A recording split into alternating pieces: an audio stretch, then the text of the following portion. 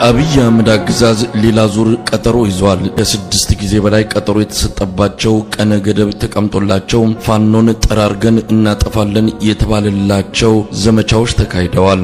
አንዳቸውም አልተሳኩም እንጂ ይልቅስ ፋኖን በመሳሪያ ያጠናከሩ ከሽምቅ ተዋጊነት ወደ መደበኛ ሰራዊት ቁመና ላይ እንዲደርስ ያደረጉ ዘመቻዎች ሆነው ነበር የተጠናቀቁት። አብይ አህመድ ዘንድሮም ተስፋ አልቆረጠም። ከአበዳሪ ሀገራት ገንዘብ ለመውሰድ ቃል ከገባላቸው ነገሮች አንዱ የሀገሪቱን ሰላምና ጸጥታ ማስከበር እንደሚችልና በአጭር ጊዜም ተፈጻሚ እንደሚያደርግ ነበር።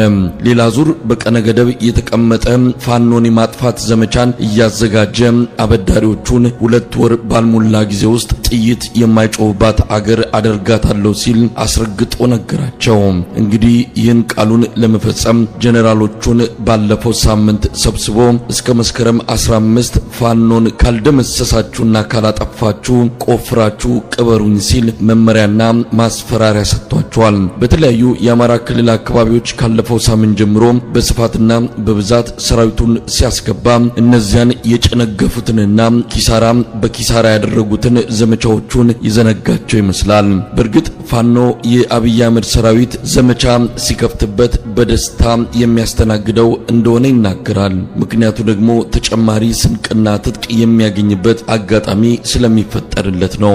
ዛሬ ከክላሽ ተሻግሮ ሞርታር መታጠቅ የቻለው ከአብይ አህመድ ሰራዊት ባገኘው መሳሪያ ነው። ከውጪ የሚረዳው ከውስጥም የሚያግዘው የለም። ስንቁም ትጥቁም የአብይ አህመድ ሰራዊት ነው። እስከ መስከረም 15 የታቀደውን ጦርነት ለመመከትና የበለጠ የስንቅና ትጥቅ አቅሙን ለማጠናከር ፋኖ የአብይ አህመድ አዲሱን የክተት ዘመቻ በደስታ መቀበሉን አስታውቋል። ለዚህም በቂ ዝግጅት አድርጎ እየተጠባበቀ ነው። ከወዲሁ በአንዳንድ ቦታዎች ውጊያዎች ተከፍተዋል። ፋኖ የተለመደው ምት እያሳረፈ መታጠቁን ቀጥሎበታል። ጎጃም ካለፈው ሳምንት ወዲህ ብርቱ ውጊያዎች ተደርገዋል። በጎንደርና ወሎም ባያሌ ቦታዎች የአብይ አህመድ ሰራዊት እየተመታ ነው። ሸዋም መሬት ይዞ ገዢ ቦታ ተቆጣጥሮ የአብይ አህመድን ሰራዊት እያራወጠ ነው። ከተወሰኑት አካባቢዎች የደረሱንን ዘገባዎች ቀጥለን እናቀርባለን። ዛሬ የአማራ ፋኖ ሸዋ እዝ ቀደም ሲል ማጀቴ አካባቢ እንቀሳቀስ እና በግሸራቤል አካባቢ የሚንቀሳቀሰው የክፍለ ጦር ዛሬ ልዩ ቦታው አካዲ በምትባል ማለትም በአልቡኮና በግሸራቤል አዋሳኝ ቦታ ላይ የምትገኝ ልዩ ቦታ ናት፣ ቀበሌ ናት። በዚህ አካባቢ የጠላት ኃይል የአማራ ፋኖ ሸዋ እዝ ይኩኖ አምላክ ክፍለ ጦር ፕሮፌሰር አስራት ብርጌድ 4ኛ ሻለቃና ብሩኬ ደምስቴ ብርጌድ 1ኛ ሻለቃ በሰፈሩበት አካባቢ እንግዲህ መነሻውን ከወሎ አልቡኮ አድርጎ ለማጥቃት እንቅስቃሴ አድርጎ ነበር። ይሁን እንጂ የአማራ ፋኖ ሸዋ እዝ ፕሮፌሰር አስራት ብርጌድ 4ኛ ሻለቃና ብሩኬ ደምስቴ ብርጌድ 1ኛ ሻለቃ የጠላትን ኃይል ትናንትና ጀምሮ ከፍተኛ ትንቅንቅ ሲያደርጉ ውለዋል። ጠላትም በከበባ ውስጥ ገብቷል። በዚህ ጦርነት ውስጥ ልዩ የሚያደርገው የአማራ ፋኖ ሸዋ እዝና የአማራ ፋኖ ወሎ እዝ በጋራ ሆነው በተለይ በአልቡኮ አካባቢ የሚንቀሳቀሰው የወሎ እዝ ተናበው የጠላትን ኃይል ቀለበት ውስጥ አስገብተውታል። የጠላት ኃይልም ቀለበቱ ሲገባ ተራራ ነው የያዘው። ትናንትና 3 ሰዓት አካባቢ ተራራ ላይ የወጣ እንግዲህ ውጊያ ሲደረግ ውሎ እንግዲህ የጠላት ኃይል የተራራውን አናት ላይ ተቀምጦ ትናንትና የወጣ ዛሬም አልወረደም። ያው ዛሬም ከበባ ተደርጎበታል። ትናንትና ማድሯል፣ ዛሬ ውሏል። እንግዲህ ምናልባት የጠላት ኃይል በቀላሉ እጅ እንዲሰጥ የአማራ ፋኖ ሸዋ እዝና የአማራ ፋኖ ወሎ እዝ በጋራ በመሆን ስራ እየሰሩ ነው። ተናበው ዙሪያ ተራራውን ያለበትን ሰፊ ተራራ ነው። ዙሪያ ተራራውን ከበውታል። መውጫ የለውም፣ መፈናፈኛ የለውም። በዚህ ልክ እጅ ለማሰጠት ከፍተኛ ትንቅንቅ እየተደረገ ነው ያለው በዚህ ሰዓትና አጠቃላይ የአማራ ፋኖ ሸዋ እዝ ይኩኖ አምላክ ክፍለ ጦር ዛሬ እና ትናንትና ከፍተኛ ተጋድሎ ሲያደርግ ነው የቆየው። የጠላትን ኃይል እያስጨነቀ ነው ያለው። በዚህ ልክ ነው እንግዲህ አጠቃላይ ያለው መረጃ። ንጋቱ እንግዲህ ከሰሞኑን ያገዛዙ ኃይል በአዲስ ዘመቻ እንደሚከፍት በተለይ ከዚህ ከኢኮኖሚው ማሻሻያ ጋር ተይዞ ጸጥታና ሰላም በመላ ሀገሪቱ ለማስከበር ቃል ለዓለም አቀፉ ማህበረሰብ እንደገባ ይታወሳል። ያንን ተከትሎ ፋኖንና ሸኔን አጠፋለሁ በሚል አዲስ ዘመቻ እንደሚከፍት ነው የታወቀው። በአንዳንድ አካባቢዎች መጠነ ሰፊ ሰራዊት ማስገባቱን ነው የሰማ ነው። ከዚህ ባሻገርም ደግሞ በኦሮሞና በአማራ ተወላጆች መሃል ደም ለማቃባት ራሱ የፈጠራቸውን የብልጽግና ፋኖችን በኦሮሞ ተወላጆች ላይ የግድያ እርምጃ እንዲወስዱ በአንዳንድ የአማራ አካባቢዎችም እንደዚሁ ዝርፊያ እንዲፈጽሙ እያደረገ ነው። እነዚህን ነገሮች በቅርበት እየተከታተላችሁ ነው? የአገዛዙን ሴራም ሆነ የአዲስ የጥቃት ዘመቻ ለመክፈት የሚያደርገውን እንቅስቃሴ?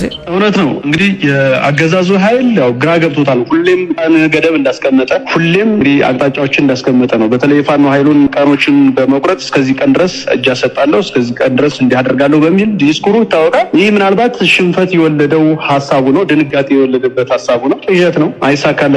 እንግዲህ የፋኖ ኃይሉ እንደሚታወቀው የመንግስት ኃይሉ እንግዲህ ከምዕራባውያኖች በተደጎመ ድጎማ መሰረት ለምዕራባውያኖቹ ቃል የገባዋለ። ይሁን እንጂ ያ ቃል ከመግባት የዘለለ ተግባራዊ የሚደረግ ነገር አይኖርም። እንደሚታወቀው ከኮማንዶ አየር ወለድ ጀምሮ ባህር ኃይልን፣ እግረኛን በሰፊው አሰማርቷል። አጠቃላይ በአማራ ክልል ያሉ አድማ ብተናና የፖሊስ የሚሊሻ አካላትንም እንዲሁ በሰፊው አሰማርቷል። ሁሉንም ያለውን አቅም ሁሉ ተጠቅሟል። ነገር ግን የአማራን ፋኖ ማንበርከክ አልቻለም። አሁንም ምናልባት በቅርቡ በዲስኩር አይነት መልኩ የመጣው በተለይ ፋኖን በቅርብ ቀን ልክ አስገባለሁ የሚለው ምናልባት ከፍርሃት የመነጨ ከድንጋጤ የመነጨ ካልሆነ በስተቀር መሬት ላይ ያለው ሀቅ ያናር ነው የሚናገረው። እንደሚታወቀው በደብረ ብርሃን ዙሪያ ነጎድጓድ ክፍለ ጦር የአማራ ፋኖ ሸዋ ዕዝ ማለት ነው። ነጎድጓድ ክፍለ ጦር ምን አይነት ጀብድ እየሰራ እንደሆነ ይታወቃል። በመርሃቤቴ አካባቢ ያለው እንዲሁ ናደው ከሰም ክፍለ ጦር ምንጃርና ገረ ማርያም አካባቢ በረት አካባቢ የሚንቀሳቀሰው እዚሁም በማጀቴ አካባቢና በግሸራቢል አካባቢ የሚንቀሳቀሰው የጥኑ አምላክ ክፍለ ጦር እጅግ አስደማሚ የሆነ ጠላትን ከርካሪ የሚሰብር ስራዎች ይሰሩ ነው እና እንደውም የፋኖ ኃይሉ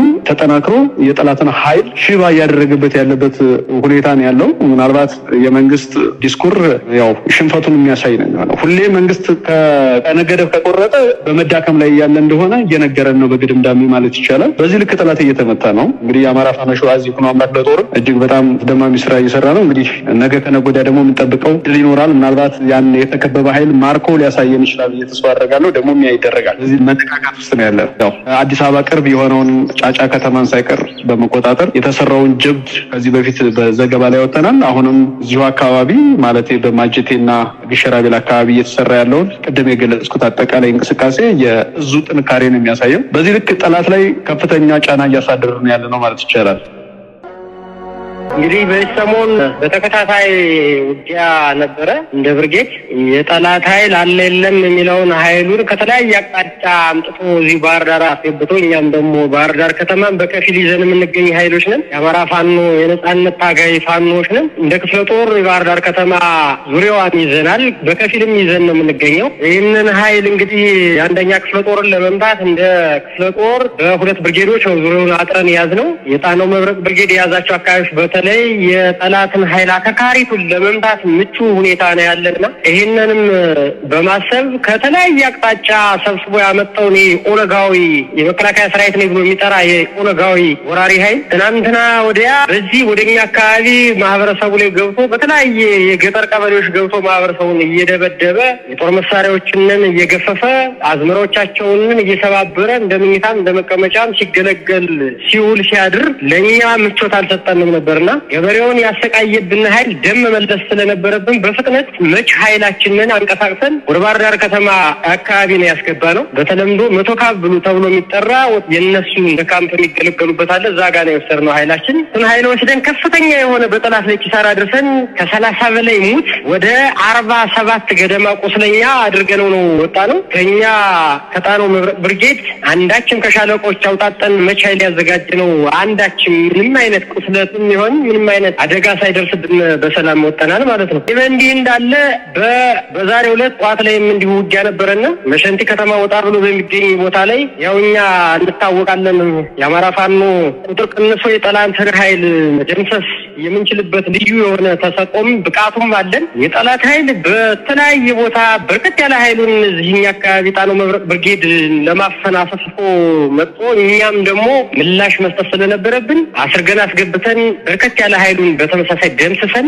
አንድ ስናይፐር፣ አንድ ጥቁር ክላሽ፣ ሁለት ሰደፍ ክላሽ ይዘንባቸው ወጣናል ማለት ነው። የአድማ ብተና ነው ሰደፉ ክላሽ አብሯቸው ጥምር ኃይል ብሎ የሚንቀሳቀስ ጥቁሩ ክላሽ የመከላከያ ስናይፐሩም የመከላከያ ነው። እንደዛ አድርገን ወደ 7 እዛው ላይ ይሙት። ከዛ ውጭ ከአድማ ብተናም ከመከላከያም ወደ 13 ቁስለኛ አንስተው ዘው ወደ ባህር ዳር በኤፌሳር መኪና ጭነው እንደወሰዱ የዓይን እማኞቻችን አረጋግጠውልናል። እኛ ከወጣን በኋላ መረጃ ስናሰባስብ ማለት ነው። ይህ በእንዲህ እንዳለ ዛሬ በተመሳሳይ አዲስ ከተማ ወጣ ብሎ በሚገኝ ደብረማዊ የሚባል ቦታ ላይ የክፍለ ጦራችን አንድ አካል የሆነው አሁን በቅርቡ ባህር ዳር ብርጌድ ተብሎ ስሙ የወጣ በፊት አሳምነው ብርጌድ ተብሎ የሚጠራ የክፍለ ጦራችን አንድ አካል የሆነ ብርጌድ አለ። ከኛ ጋር በተሳፍሮ በጠላት ላይ ከፍተኛ ኪሳራ እያደረሰ የሚገኝ ጠንካራ ብርጌድ ነው። እንደኛ እንደ ዳረው መብረቅ ብርጌድ እሱም በጣም የክፍለ ጦራችን አንዱ የጀርባ አጥንት የሆነ ብርጌዳችን ነው። እሱ ብርጌድ እዛ ጋር ውጊያ ሲከፍት መንገድ ዝጉልን ብሎ ለኛ የቅንጅት ስራ እንድንሰራ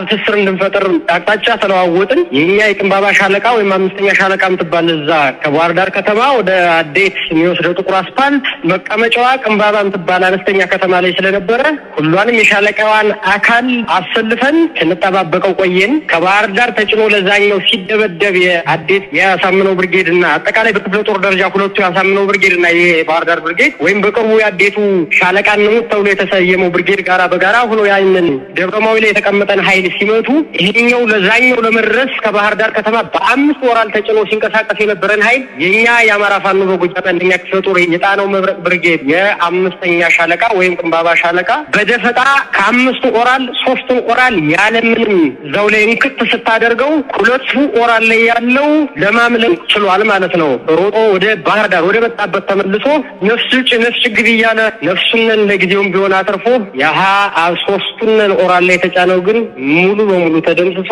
በርከት ያለ ጦር መሳሪያዎችን አሁንም ድረስ ልጆቻችን ያሃንን ጦር መሳሪያ ሰብስበው ቁጥር ለኛ ለማረጋገጥ መረጃ ለመለዋወጥ ኔትወርክ አስቸጋሪ ሁኔታ ላይ ስለሆነ የተጠባበቅን እንገኛለን። ባለኝ መረጃ ወደ 16 ክላሽን ወደ 4 ስናይፐርና 1 ብሬን ተማርኳል እዛ ቦታ ላይ። በዚህ ሁኔታ ነው እንግዲህ መሳይ ዛሬ ድላችንን ለአንተ ለማድረስ እንችለው ማለት ነው። ይህ ወራሪ ኃይል አንድ ፋኖ ይቅርና የፋኖ ቤተሰብ እንኳን አግኝቶ በእርግጥ አማራ ሁሉም ፋኖ ነው። አማራ ህዝብ ሙሉን ፋኖ መሆኑን ያረጋገጠም ህዝብ ነው። ይሄ ፋኖነትን በተግባር ያሳየ በተለይ የገበሬው በጣም የሚገርም ህዝብ ነው። የኛ አካባቢ ያለንበት አካባቢ ላይ ከኛ ጋር ተሰልፎ ጠላትን አይቀጡ ቅጣት የሚቀጣ ማህበረሰብ ነው። የጠላት ኃይል እንደሚያወራው አይደለም። በአጠቃላይ መሰል እንደሚያወራው አይደለም። ምላሱ ብቻ የቀረ ኃይል ነው። አርበኛ መሪያችን አርበኛ ዘመነ ካሴ እንደሚናገረው ምላሱ ብቻ የቀረ ነው። ምላሱን ማስተፋት ላይ ነው አሁን እኛ እየተረባረብን ያለ ነው።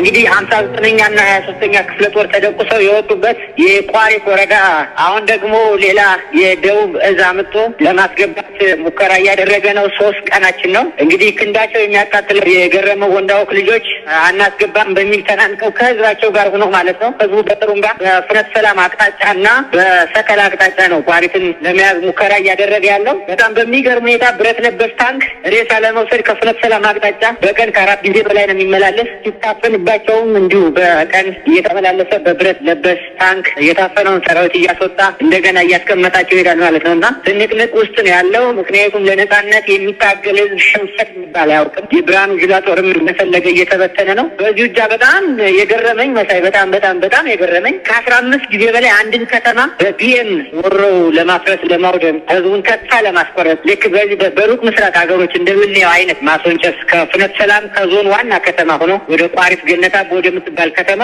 15 ጊዜ በላይ ነው ቢኤም እያስወነጨፉ ህፃናትን ነፍሰ ጡር እናቶችን ባሉበት እየመታቸው ያለ ማለት ነው። እንግዲህ 3 ቀናችን ብላችኋል። ውጊያው እየተካሄደ ነው። አሁን በምን ሁኔታ ላይ እንዳለም ምናልባት ለመያዝ ተመልሶ ከእንደገና ያንን አካባቢ ለመቆጣጠር አገዛዙ ሰራዊት በሰፊ ቁጥር አቅሙን አጠናክሮ የመጣበት ሁኔታ ነው ያለውና ምን እድል አለው? ዳግም ይዝ የሚችልበት ሁኔታ አለ? ምናልባት በጦርነቱ እየተመታ ነው ካላችሁት አካባቢውን እየለቀቀ እየሄደ ነው ወይስ በምን ሁኔታ ላይ ናችሁ አሁን ዛሬ ያላችሁ? አሁን እኛ ምንም አይነት የመግባት አቅም የለውም። ቁጥሩ እንዳልሆነ ሊበዛ ይችላል፣ ግን እኛ ስንዋጋ መሳይ እጅግ በጣም የረቀቁ አዋጊዎች የረቀቁ ተዋጊዎች ናቸው ያሉን እና የምናየው የእኛን አድቫንቴጅ ያስጠበቀ ውጊያ ነው እያደረግን ያለን። አቅማችንን መሰረት ያደረገ በጣም ይሄ እንደ መንግስት ችግር የሆነ መስዋዕትነት መክፈል አይፈለግም። ቢኮዝ እኛ አላማችን ሩቅ ነው። አሁን ወደዚህ እየሳብን የምናደቀውን ጠላት የራሳችን አድቫንቴጅ ባስጠበቀ መንገድ ነው ውጊያ የሚደረገው እንጂ ጠላት እቅዱን በፈለገው መንገድ ለማስፈጸም አይደለም። አሁን ውጊያ አቅማችን የቻለው ማለት የኛ ምንም አይነት የሞተ ሳይኖር ምንም አይነት የቆሰለ ሳይኖር ጠላትን በምናደቅበት ሁኔታ ላይ ያለ ቦታ እያየን እያደቀቅነው ነው። ይኸው 3 ቀን ሙሉ በሁለት አቅጣጫ መጥቶ ባለበት ነው ወረዳዋን መርገጥ አልቻለም። ነገር ግን መንግስት እንደምታውቀው 2 ሰራዊት እንዲሆን ቀርቶ በተለበሰ ታንክ ዙ23 ይዞ ከተማ ሊመጣ ይችላል። ይሄ የራሱ ጉዳይ። እኛ ግን ምንድነው አሁን እያደረግን ያለ እየመጣን ያለ 3 ቀን እንኳን የኛን አድቫንቴጅ የተዋጊዎቻችንን የህዝቡን አዲስ ባስጠበቀ ምንም አይነት ጉዳት ሳያስከስት ግን ደግሞ የጠላትን ሁኔታ በሚደቁስ መንገድ ነው እየተዋጋን ያለ ነውና